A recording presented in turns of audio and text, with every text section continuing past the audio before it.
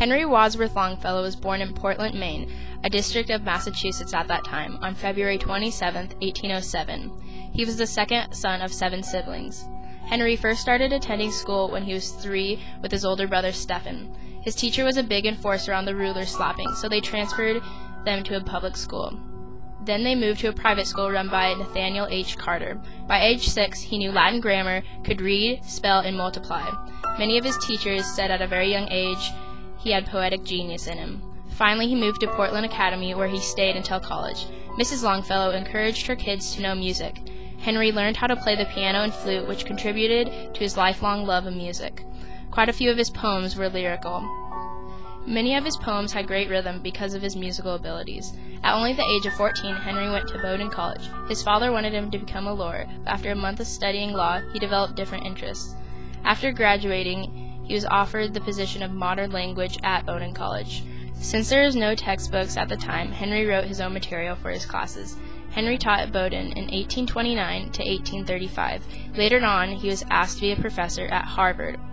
At age 24, Henry married his first wife, Mary Storer Potter. Mary accompanied Henry on a trip to Europe, where she had a miscarriage. A few weeks later, at the age of 22, she died in Rotterdam. 8 months after Mary's death, Longfellow met Frances Appleton during his travels through Germany and Switzerland. During their marriage, they had 6 children. On July 9, 1861, Frances died in a house fire at the age of 44. In 1868, Longfellow traveled to Europe for the last time, where he received honorary degrees from Oxford and Cambridge. Longfellow published over 20 books in his lifetime. Then in 1882, he died at the age of 75. Most of his poems dealt with romance. One of his most famous poems was Hiawatha, which was written about Native American life. A poem that almost everybody knows is Paul Revere's Ride. He had a gift with rhyme, and some people of his day said that he could rhyme as easily as a bird can sing a song. The day is cold and dark and dreary. It rains and the wind is never weary. The vine still clings to the moldering wall, but at every gust the dead leaves fall, and the day is dark and dreary. My life is cold and dark and dreary. It rains and the wind is never weary. My thoughts still cling to the moldering past, but the hopes of the youth fall, thick in the blast, and the days are dark and dreary. Be still, sad heart, and cease repining.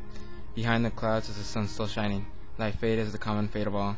Into each life some rain must fall. Some days must be dark and dreary. Poetic devices. The Rainy Day is a narrative poem with 3 stanzas. Each stanza has 5 lines.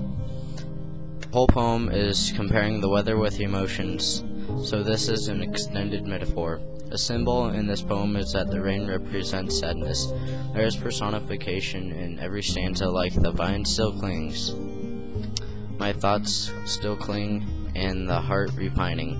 The imagery in this poem is the vine clinging to the wall and the sun coming up behind cloud. In this poem they repeat dark, dreary, and weary a lot to get the author's emotions across.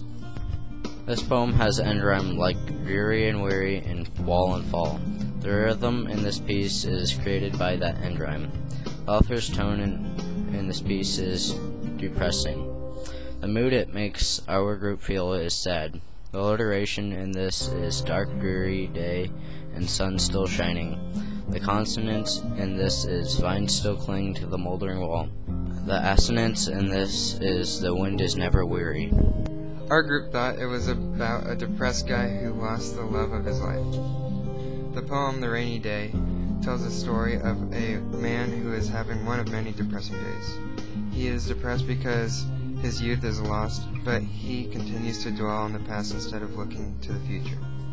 Eventually he realizes that everyone has sad moments in their life and must learn to deal with them and move on. At the end of the poem, he develops a sense of hope, which is one of the themes of the poem.